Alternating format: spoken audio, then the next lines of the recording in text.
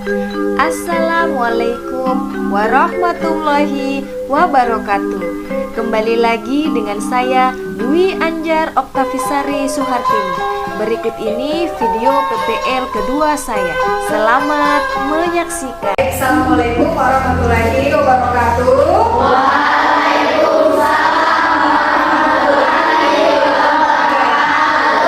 Bagaimana kabarnya hari ini? Baik. Pagi hari ini kita awali dengan berdoa terlebih dahulu. Pagi ini yang memimpin doa Arham. Ya, Arham silakan pimpin doa teman-temannya sebelum belajar. Silakan Arham. Baik, selanjutnya Bu Guru cek kehadirannya hari ini ya. Yang doanya silakan dijawab. Angkat tangannya. Ya.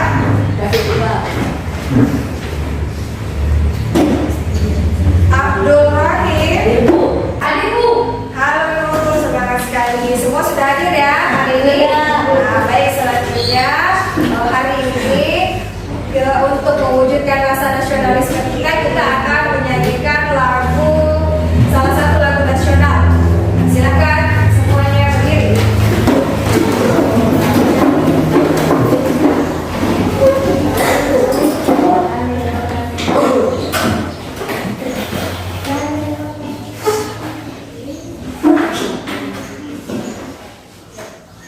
Jadi hari ini lagu nasional yang akan kita nyanyikan adalah lagu Berkibarlah Benderaku. Sudah hafal semua? Sudah. Baik.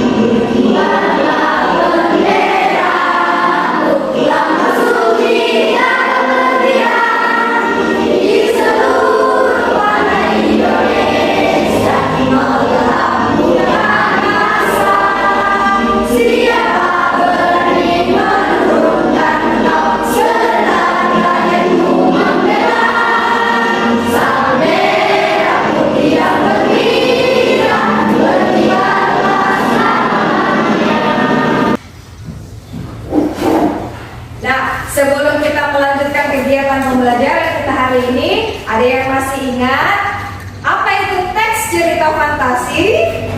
Oke, silakan Nur Wahida. Apa itu cerita fantasi? Cerita fantasi adalah sebuah karya yang dibangun dalam alur perciptaan yang normal yang bersifat imajinatif dan kreatif. Iya, baik sekali. Tepuk tangan dulu. Jadi cerita yang dibangun dari imajinasi. Lalu kenapa dikatakan sebagai cerita fantasi? Siapa yang tahu alasannya? Kenapa disebut sebagai cerita fantasi? Karena Bersifat khayalan. angkat tangannya, Fitra silakan. Karena bersifat khayalan. Iya, karena cerita fantasi itu bersifat khayalan atau tidak ada dalam dunia nyata. Nah, kaitannya dengan pembelajaran kita teks cerita fantasi hari ini pun materi kita masih membahas cerita fantasi dengan tujuan pembelajaran yang akan kita capai hari ini diantaranya yang pertama, peserta didik dapat merinci struktur teks cerita fantasi yang dibaca dan didengar dengan tepat. Jadi kalau di pertemuan sebelumnya kita membahas pengertian cerita fantasi, apa itu cerita fantasi, mengidentifikasi cerita fantasi, maka hari ini selanjutnya kalian akan merinci struktur-struktur apa saja sih yang ada pada teks cerita fantasi. Baik, anak-anak, jadi setiap teks dalam bahasa Indonesia itu tidak terlepas dari strukturnya atau bagian-bagian yang ada di dalam teks di dalam teks bahasa Indonesia.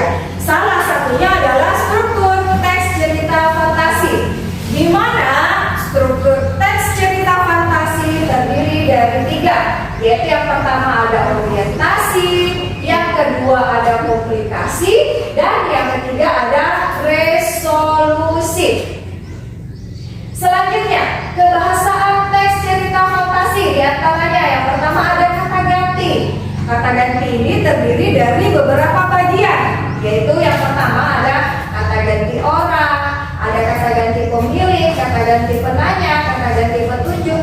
ganti buku. Dan yang berikutnya untuk kebahasaan teks cerita fantasi adalah konjungsi atau disebut dengan kata sambung.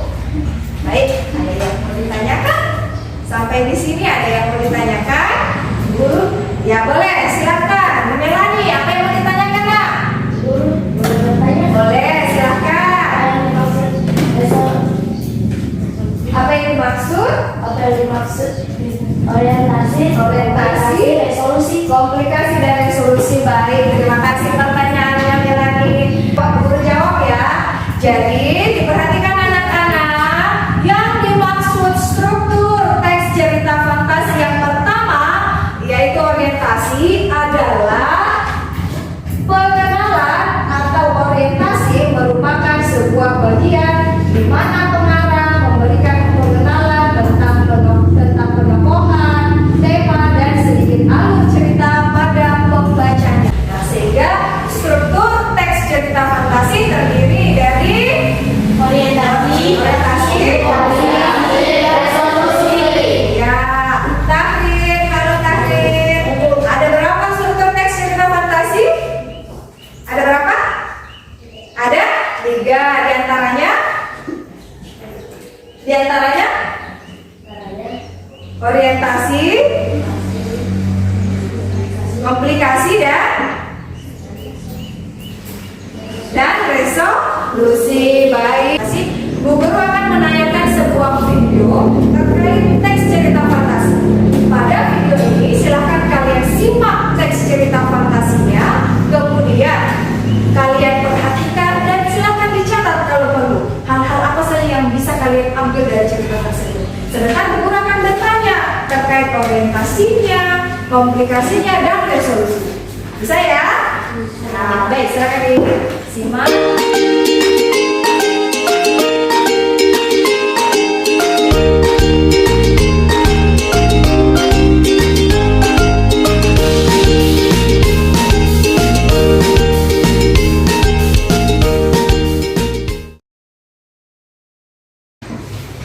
Baik, sudah disimak videonya?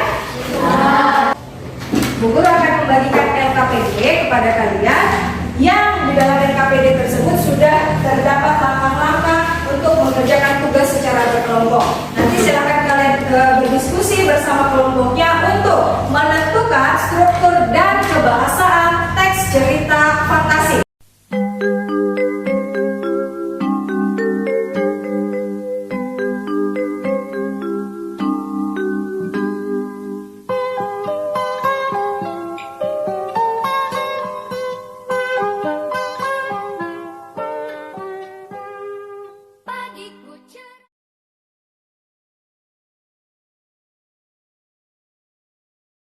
Selanjutnya kita akan mempresentasikan. Assalamualaikum warahmatullahi wabarakatuh. Waalaikumsalam warahmatullahi wabarakatuh. Kami dari kelompok 2 ini menjelaskan apa itu orientasi. Ya, silakan. Ditutup sedikit kertasnya supaya jangan tertutup wajahnya. Ya. Kasihan dan kasihan orang tuaku melalui kasih. Nah, baik. Sudah orientasinya? Ya, silakan. Kasih kesempatan teman-temannya yang mau memberikan pertanyaan dan tanggapan. Oke, silakan. Teman-teman yang ingin memberikan tanggapan, silakan. Ya, silakan yang mau bertanya. Berdiri, siapa silakan. Awak kelompok 1. Berdiri, sebut nama, kelompok dan pertanyaannya. Silakan. Perkenalkan kami dari kelompok 1. Apakah orientasi artinya singkat itu? Baik, silakan dijawab kelompok 1. Apakah orientasinya hanya sampai di situ saja? Karena di teksnya sepertinya orientasinya agak panjang ya. Ya, silakan kelompok 1 menanggapi. Oh ya, mau dijawab oleh teman-teman. Silakan. Oke. Ada penjawab Abdul Rahman. Ini yang buka Abdul Rahman. Saya ingin menambahkan tentang apa itu orientasi. Tapi teman-temanku memanggilku Madril. Kami adalah anak menyanyi sekali. Dan sebenarnya mereka yang tersebut teman tidak Gimana kelompok 1? Bagaimana kelompok 1 bisa diterima? Gimana kelompok 1 bisa diterima? Bisa. Ya, baik, terima kasih. Kasih kesempatan kelompok lain yang bertanya. Apakah ada lagi yang bertanya? Apakah ada yang ingin bertanya lagi?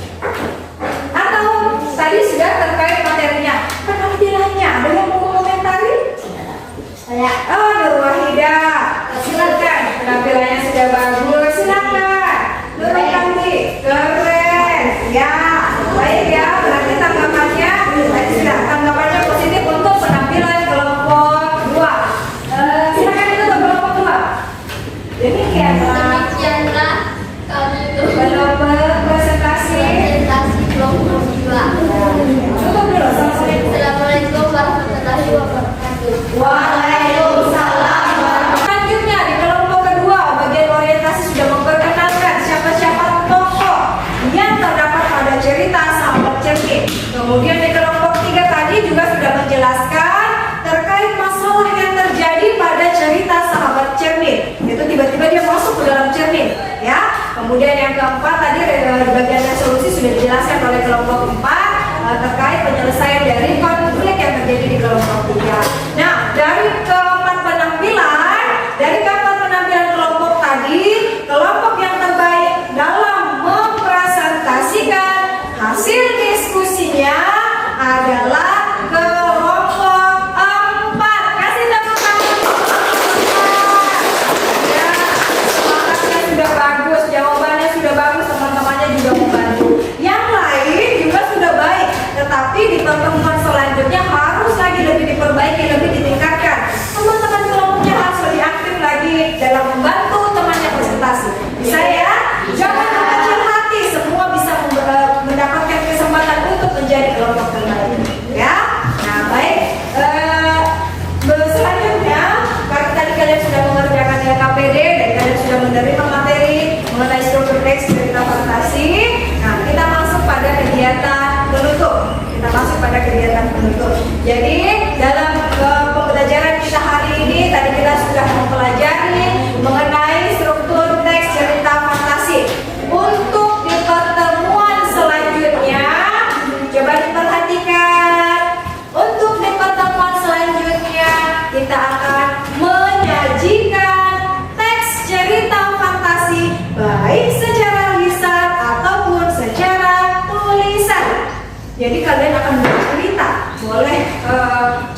kalian akan bercerita saling bergantian di depan menceritakan teks cerita fantasi. Sehingga di pertemuan berikutnya pasti tidak kalah serunya dengan pertemuan kita hari ini. Sehingga Guru berharap kalian menjaga kesehatan, menjaga diri, karena sekarang sedang musim sakit ya. Musim sakit, jadi jaga kesehatan, tidak usah begadang, sehingga bisa sehat, bisa kembali bertemu untuk pembelajaran bahasa Indonesia selanjutnya. Nah, untuk kesimpulan pembelajaran kita hari ini bahwa struktur teks cerita fantasi terdiri dari Hermawan. Struktur teks cerita fantasi terdiri dari ya apa? Orientasi, komplikasi, dan resolusi.